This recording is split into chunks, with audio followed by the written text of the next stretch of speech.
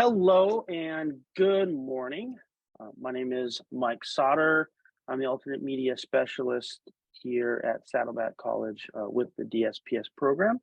And I want to thank you for joining us for this information session on the DSPS accommodation. Today, we are covering the Accommodated Testing Center and Alternate Media Production Center. Hi everybody, I'm Corey. I'm the DSPS specialist over here at the ATC. We are going to be talking about the accommodations that are provided through DSPS. So to begin, let me go over how to be included in the DSPS program. The first thing that you must do is you have to be a Saddleback student. The second thing is you must apply to DSPS, and that is a separate application to our program. Our application is online at our website. You can simply go to saddleback.edu and type in DSPS in the search box, and you'll be able to find our website. And there's an online application. Fill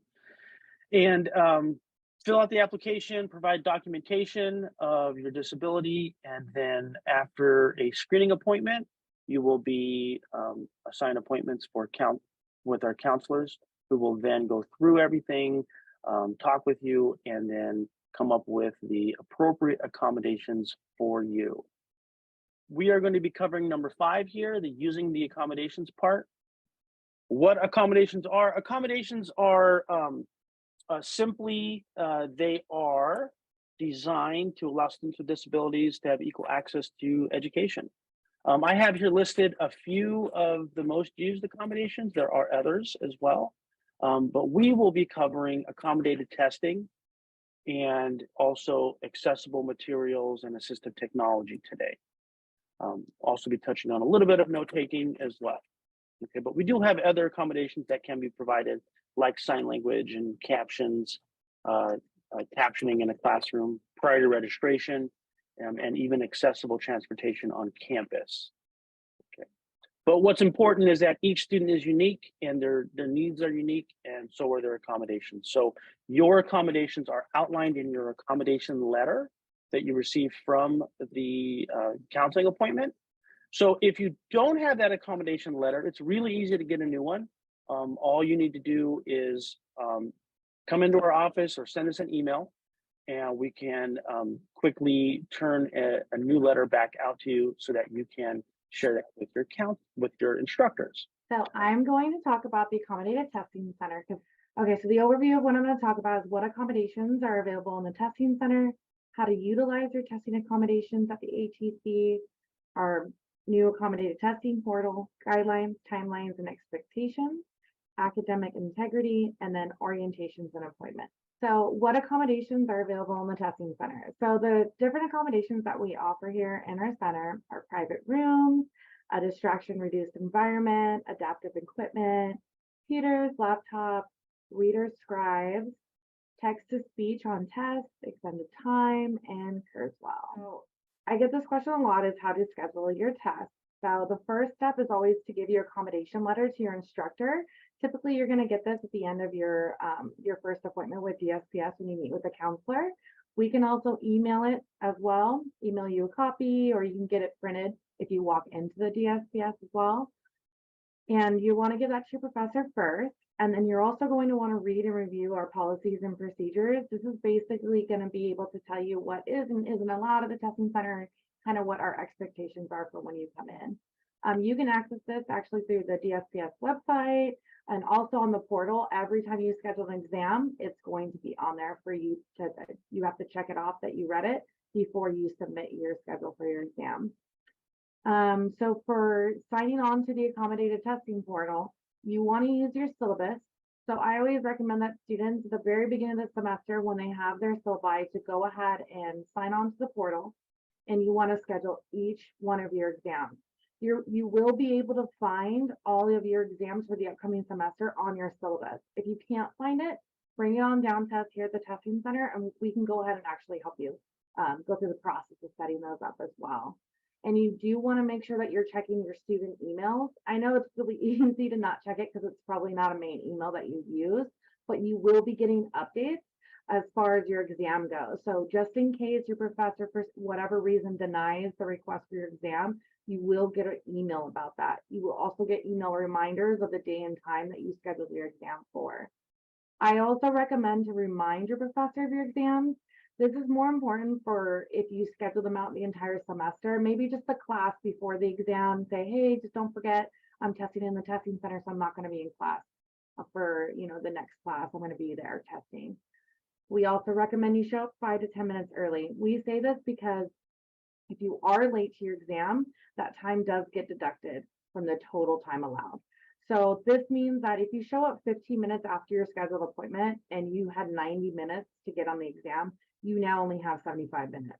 We want to make sure that you get that full time that you're allowed. So just try to show up early or at least on time, so then that way you can have the full time for your exam. So for our guidelines, timelines, and expectations, we do always encourage first talking to your instructor to see if they're able to accommodate you. Some of our instructors, depending on what building they're in, do have separate rooms that they can place our DSPS students in to test. We offer this, we encourage this because if you have your instructor there, you're able to ask any questions directly about the exam. Sometimes they offer hints if a lot of other students are struggling on certain questions, or just they're there for assistance as well. Because as proctors, we're not allowed to assist you with any questions. We can try to help you clarify what a question might say, but we can't assist you on anything based on the exam. So we do say that you need to schedule exams 7 days in advance. So that means that it's your responsibility to schedule the exams in a timely manner. So if you forget to schedule an exam and your exam is now in 2 days, you will not be able to test with us. You'll have to take it in class. And that's why it's really important, why I always encourage to just go ahead the moment you get your syllabus to go on the portal and just schedule all your exams out one by one. We do make exceptions, of course, if it's professor that's scheduling this exam in less than 7 days, we'll always work with you for that. So don't stress if your professor says, hey, I'm moving an exam and now you're gonna have an exam in 2 days. Just give us a call us on the phone, or go ahead and walk into the ATC and we'll make sure that we can fit you into the schedule, okay? So the other guideline that we have is that for same day and time as class. This means that if your test is on Tuesday at 9 a.m., then you schedule your exam for Tuesday at 9 a.m.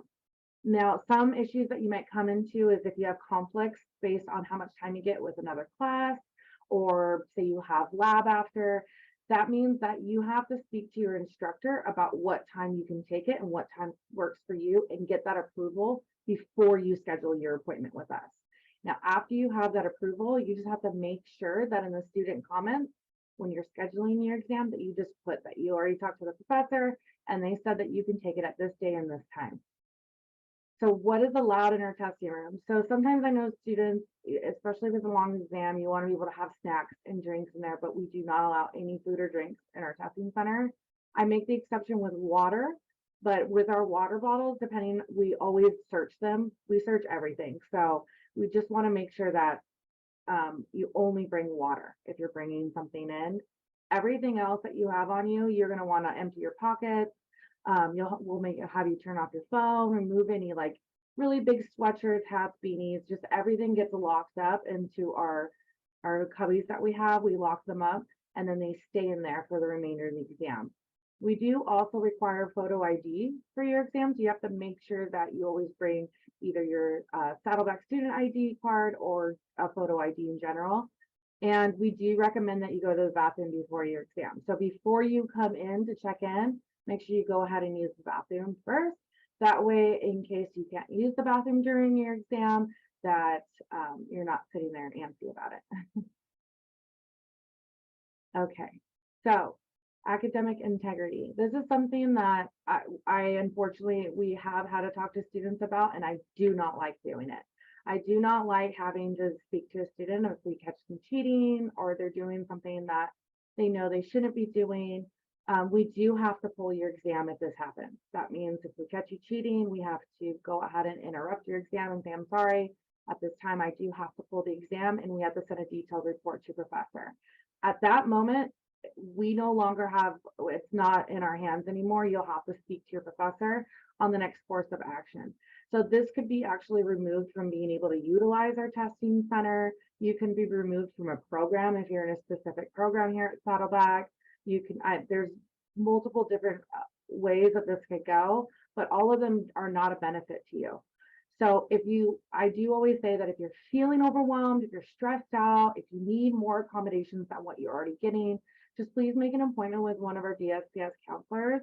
We do really just want to make sure that you have all the tools you need to be successful in your classes. And I just want to make sure that you feel supported and that you feel like you have someone in your corner. And that's what we're here for. So I don't want you to feel like you have to resort to cheating. So let's try to figure something out first before you really get put into this corner of it's, I just don't like doing that. Okay, so what I'm going to do before I go ahead and end it, I do want to show you our new portal. But when you go ahead and you click the link, this is the first thing you're going to see. So this is where you're going to type in your email and password, the same one you use for my site when you log in for everything. So you go ahead and you put in your email here, your password, and you log in, and then it's going to pop up to this page.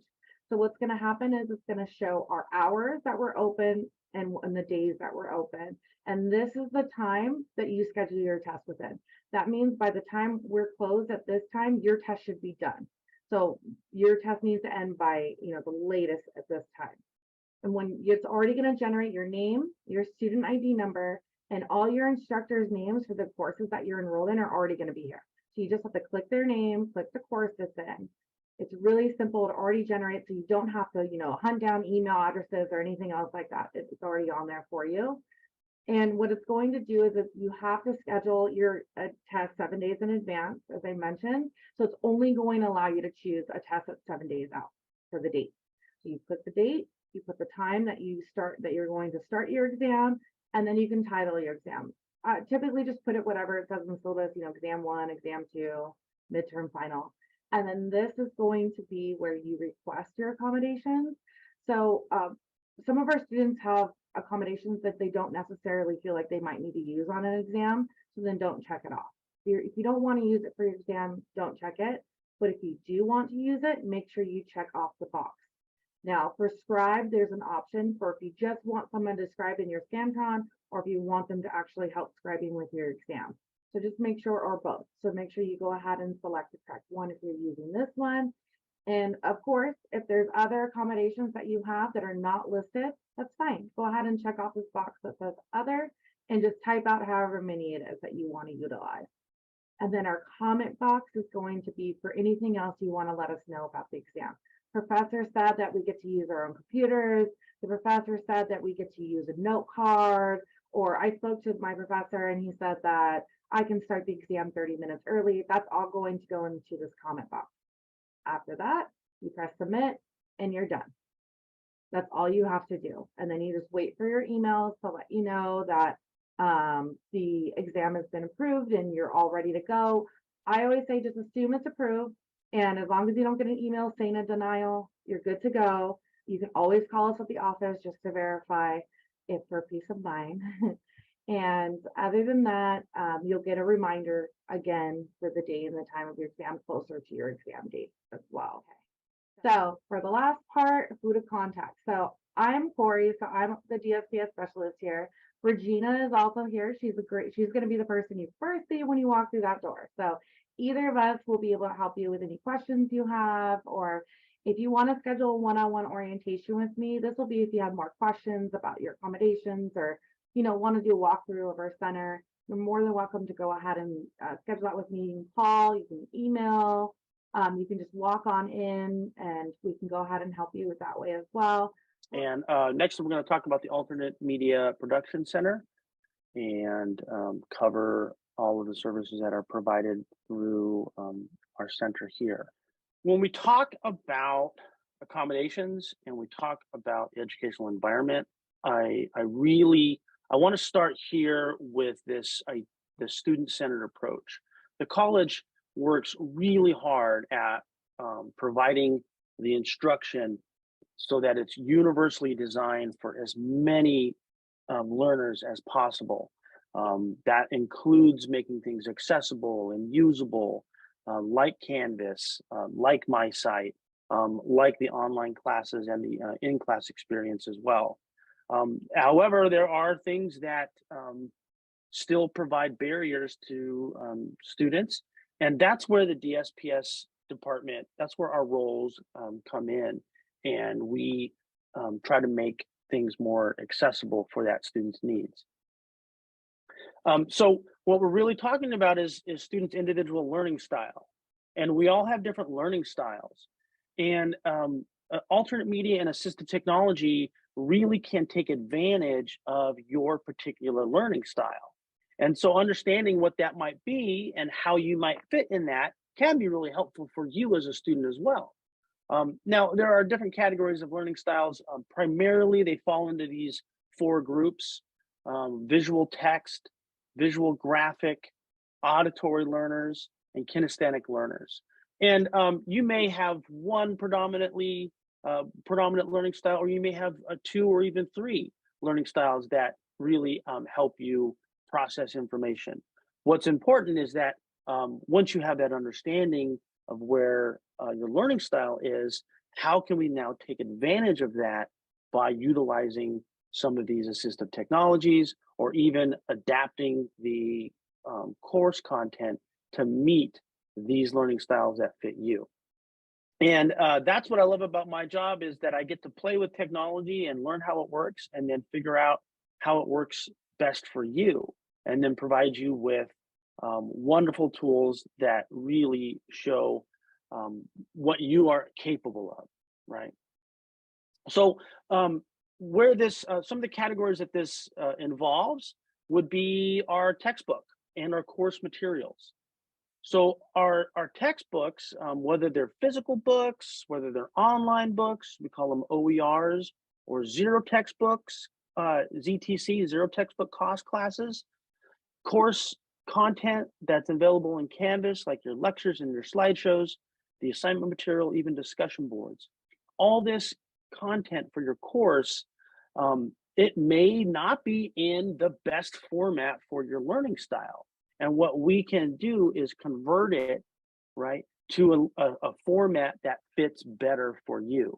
We have the ability to take physical textbooks and turn them into just about any type of format, whether it's an online format like a PDF document, whether it's an audiobook, whether it's text to speech using different technologies, or using Kurzweil 3000, which is a wonderful program that really takes the reading experience and enhances the learning styles within that reading material. So I want to show you a demonstration of Kurzweil. Kurzweil reading program is a phenomenal reading program that it does a wonderful job at taking reading material in whatever format it may be offered and converting it into audio. Kurzweil is an online program, so you just need to have access to it through a web browser. The account for Kurzweil is managed by myself. So in order to get Kurzweil, you must meet with me, and we must talk about your reading material, like your textbooks. Once you log into Kurzweil, it's a really easy program to navigate. You just simply find your book within your folder, clicking on the chapter that you want to read, and it opens up here in the browser. So this is an exact copy of the book. This is important because the book has so much information in it. It's got not only the reading, but it has the pictures and graphics and charts and diagrams. Those are important to the material as well, and to the class. And so this doesn't strip any of that away. You can still see it, you can still access it. So what you can see here on the screen is this is an exact copy of the book. This book, starting on page 1 in this chapter, has a lot of graphics. Some of them are important, and most of them are probably just image placers, right? So I am going to go through a real quick demo. Over here on the top of the screen in the middle is our reading button. So we use that to start the reading. To the left of that is, on the very top, is also our document view. Within that document view, you can adjust the size of the document, which is nice to be able to put it at a comfortable size that you can read. You can also, within here, adjust the color of the book itself, the page. You can change the background color and even the color that it highlights as it reads. Next to the document view are the audio options, where you can choose different voices. A number of different English voices are included. Pick the one that you like, adjust the speed to match your reading speed, adjust the unit and the mode to match your reading style, and then we are now ready to read. Now, I'm going to click past this page because I'm looking for the main content of this book, and I think I found it here on page 2, where now all I have to do is click right on the page where I wanted to start reading, and then click play. Being right here, right now is such a simple idea. It seems obvious. Where else can you be but where you are? When else can you be there but when you are there? The answer is that you can be somewhere else at any time, in your head. It's common for our thoughts to distract us from where we've chosen to be. Sometimes technology becomes the source of distraction. The arrival of every new text message, Facebook update, or email comes with an attention-grabbing alert. When we let this happen without conscious choice, we lose the benefits of focusing our attention on what's important to us in the present moment. It highlights as it reads, it allows you to stay focused, following the reading. The highlighting keeps you moving ahead, and it will not allow you to get lost in the material. If you read the same line twice, if you lose your space, your place in the reading, if your mind starts to wander as you read, using this program with these two inputs, right, the audio and the visual, can really help focus our attention. And what I hear time and time again is that by using this, your students are able to get through the reading material in a reasonable amount of time, no longer spending 2 to 3 hours on a reading assignment.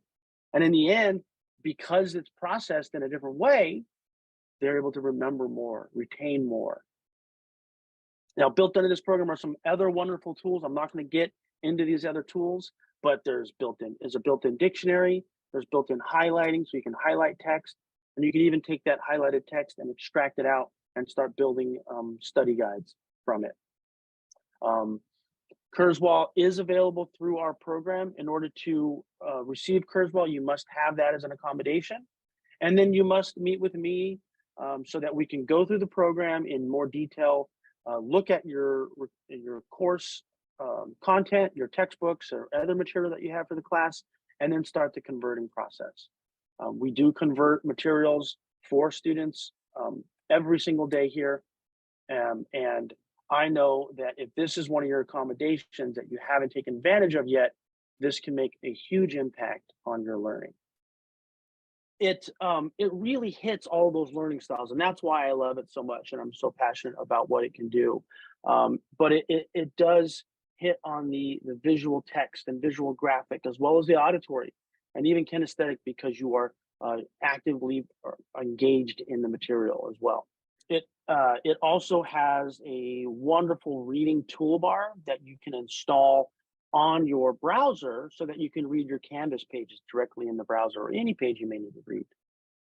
And I'm going to talk about another major component of the classroom, and that's the lecture and note-taking. This is an area that is well, it's there. It's college. I mean, you are going to be sitting in classes, listening to lectures, and trying to take notes as best as you can. And note taking is not an easy thing to do. It requires attention, focused, detailed. You've got to listen and write, and you've got to do a lot of things at one time. And it's really hard to write and listen at the same time. And so in any student's experience, they're always looking at their notes and wishing they had more written down, but they just can't do everything. And for some students, it's almost impossible. So we do offer accommodations for note-taking. One way that those accommodations can be provided is through peer-to-peer note-taking, and that's simply asking another student in class. You can use your instructor to ask if there are any students that would like to help. And having a peer note taker is great because they're in the class with you, they're experiencing the same information, and then they provide a copy of the notes after the class for you. So that allows you to focus on the lecture, focus on the discussion, and not have to worry about trying to capture everything being written down. Another way that we provide accommodations is through recording. Now, recording is an accommodation. There are some classes where instructors will say recording is not allowed. And that's the instructor's right to say that to their class, that they don't want anyone recording the class. However, an accommodation supersedes that. So accommodation gives you the right as a student to record that class. And all you need to do is notify your instructor that you wish to use that accommodation, and have that, and most instructors understand what the accommodations are and will be happy to provide you with that opportunity. Now, how you record the class comes in a lot of different ways. There are recording apps on your phone. There are note-taking apps for tablets. You can record straight onto your computer. There are wonderful tools available, and really depends on your learning style and what your class makeup looks like to find the right tool, because one tool may work well for one class like math, while it may not work well for another class like English. So I can provide you with some wonderful resources for recording. We do have 2 recording apps that we supply licenses for. So we purchased it and we have licenses to loan out to you for the semester. I want to talk about one of them right now. It's called Glean. And Glean is a cloud-based recording app, which means you can record it on any device: iPhone, Android, tablet, computer. That recording is stored in the cloud and can be accessed on any other device, right? So you can record on your phone in the classroom, come home and jump on your computer and have the recording there. It's how it records and how it displays the information which really makes it a wonderful tool. What's great about it is it really hits on those learning styles that we talked about: the auditory learning style, visual graphic and visual text, as well as kinesthetic, because you are doing things. So here's Glean. Studying effectively from class is hard. I can't take notes fast enough. Cannot keep up. I would struggle. I'll try writing an important note. It made me struggle a little bit. Because I try to take as many notes, my notes would get quite messy. You only have that short period of time. If you have trouble focusing, a teacher goes really fast in a class. Can miss a detail. My handwriting is sloppy. People with memory problems. I can't concentrate. I can struggle to concentrate. That's where Glean comes in. Glean helps you overcome key obstacles to successful class study, such as concentration, information overload, staying organized, or simply knowing how to study in the first place. It does this through a structured learning process, which lets you capture everything from your class, organize the information, refine your notes to add value, and apply them to your studies. So using Glean makes it easier. I would absolutely recommend Glean. And I feel that it's so well organized. Really helpful and really useful. It gave me more confidence. Intuitive, you can open up quickly. It's really helped a lot, actually. When I got access to Glean, my grades have dramatically improved. It's been a godsend for me. And just engage in the classroom. It helps me be more present. It's wonderful in the sense that you don't get distracted. That is extremely helpful. Having Glean allows me to go back over my notes. It just makes the whole situation a lot easier and a lot more efficient. Glean. Become a more confident learner today with Glean. So that's a real quick demo of Glean. I absolutely love this program. It was designed for university students to take notes, and it really is effective. Easy to use, easy to record, Once you have the recording, you can also transcribe the entire lecture. So you can actually get the instructor's words and use them for your notes. And all the while that you're using it, it provides the feedback, which helps with the retention. Some other items that we provide are magnifiers for students who are low vision. We even have electronic braille devices, and those are assessed on a student's need, case by case. Okay, so what do you need to do next? Okay, for textbook requests, it is the student's responsibility to purchase, rent, or own a copy of the book. It is fine if you rent it online. It is fine if you get a copy from a friend. As long as you have a copy for yourself, please submit those requests to me as soon as possible. What I will do is I will process your request, and we will set up appointments, a whole bunch of appointments for training and delivery of that material. For assistive technology requests, right? For Kurzweil, for Glean, for any of the other apps that I mentioned, we'll start with an appointment. It's super easy to make an appointment with me. You can simply scan that QR code right now and get my calendar and schedule an appointment. You can also walk into any DSPS office, our front desk, our LD office, in meeting with the counselor, and schedule an appointment with me. Well, you guys, thank you so much for joining us today. I really hope you found some good information here. Our contact information is up on the screen now. Feel free to reach out to us for anything, and I hope you have a wonderful semester.